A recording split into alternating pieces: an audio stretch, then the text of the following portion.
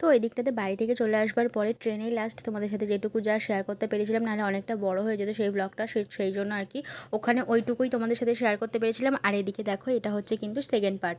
তো সেকেন্ড পার্টেও দেখতে পাচ্ছ আমি এখন বাড়িতে এসে ফ্রেশও হইনি, মানে হচ্ছে যেই ড্রেসটা পরেছিলাম সেটা পরেই ছিলাম, কেননা বাড়িতে এসে যেহেতু আরও অনেককে আমি রাখি পরিয়েছিলাম তো সেই জন্য চেঞ্জ করিনি, ওই ড্রেসটাই কিন্তু পরেছিলাম।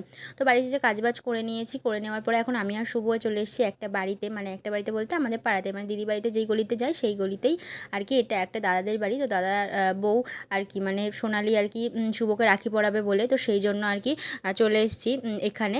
তো এই বছর ভেবেছিলাম শুভকে হয়তো কেউই রাখি পরাবে না, কিন্তু দেখলাম যাই হোক দিদি তো পড়াতে পারিনি, কারণ দিদির শ্বশুর মারা গেছে, এটা আমি তোমাদেরকে আগের ভিডিওতেও বলেছি আর এখনও বললাম। তো যাই হোক আর কি করা যাবে বলা, দাদার ছেলে ঘুমাচ্ছিল যখন গেছিলাম, তো তারপরে ওদের বাড়ি থেকে রাখিটা পরে চলে এসছে, তো বাড়িতে আমরাও চলে এসেছি। বাড়িতে আসবার পরে এই দিকটাতে আরও লোকজন চলে এসেছে আমাদের বাড়িতে, মুনিয়া বুড়ি এসেছিলো, শিল্পাও এসেছিলো এইটুকুনি টাইমের জন্য, এসেও কিন্তু আবার চলে গেছিলো। নোনাদা, পচাদা, মানে হুলা ভাইকে, তারপরে হচ্ছে রাজু, আরও পিঙ্কুদা, সবাইকে আমি রাখি পরিয়েছি এই বছর। তো এই বছর আমি দুজনকে নতুন নতুন রাখি পরালাম, এর আগে যেহেতু আমি তাদেরকে পড়াইনি তো সেই জন্য বললাম।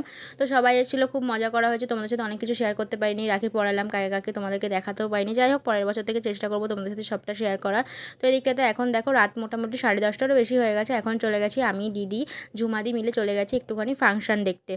মানে যেহেতু আমাদের ওইখানেই আর কি পাশের পাড়াতেই আর কি মনসা পুজো হয় খুব বড় করে, সেইখানে না খুব বড় বড় করে প্রোগ্রাম হয় প্রত্যেক দিন আর কি। তো সেই জন্য যেদিনকে গেছিলাম আমরা রাখির দিনের ভিডিওর কথা বলছি তোমাদেরকে, তো ওদিনকে কিন্তু হচ্ছিল বাউল গান। তো চলো তোমরা একটুখানি শুনে নাও।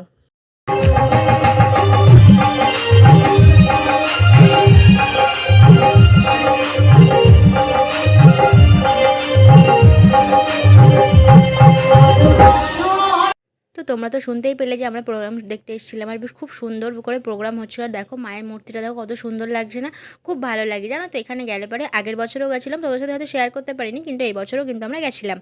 তো যাই হোক তো এইদিকে রাতেরবেলা বাড়ি চলে এসেছি, মোটামুটি ওই 12টা নাগাদ বাড়িতে এসেছি। এসে এইদিকে দেখতে পাচ্ছ রাতের খাওয়ার দাওয়া নিয়ে বসে পড়েছিলাম।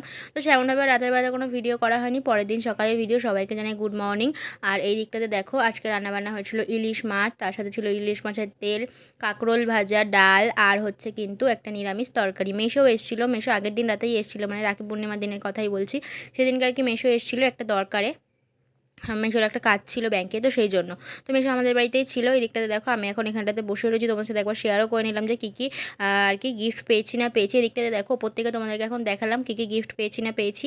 আর আমি কয়েকটা চকলেট পেয়েছিলাম, মুনিয়াবুড়িকে 2টো চকলেট দিয়ে দিয়েছিলাম বলে তোমাদের সাথে শেয়ার করতে পারলাম না। আর এই দিকটাতে দেখো কী কী পেলাম না পেলাম তোমাদের সাথে নেক্সট পার্টে শেয়ার করবো, তো তার জন্য অবশ্যই কিন্তু আমার পেজটাকে ফলো করতে হবে। তো এই দিকটাতে দেখো এখন একটুখানি নিয়ে নিয়েছি তেঁতুলের আচার খাবো বলে, তো আচারটা নিয়ে এখন চলে যাচ্ছি ঘরে, যেটা আমি খাবো। সুমন অনেক দিন হয়ে গেছে তেঁতুলের আচারটা এনে ঘরে রেখে দিয়েছে, আর আমি হোমিওপ্যাথি ওষুধ খাচ্ছি, কিন্তু আমাকে বারণ করেনি যদিও বা, তবুও খাচ্ছিলাম না। তো ভাবলাম যে ঘরে যে কালে রয়েছে তাহলে পরে খেয়েই নিই, তো সেই জন্য আর কি খেয়ে নিয়েছিলাম। তো চলো দেখা হচ্ছে আবার একটা নেক্সট ব্লগে, তো এখনকার মতন সবাইকে টাটা।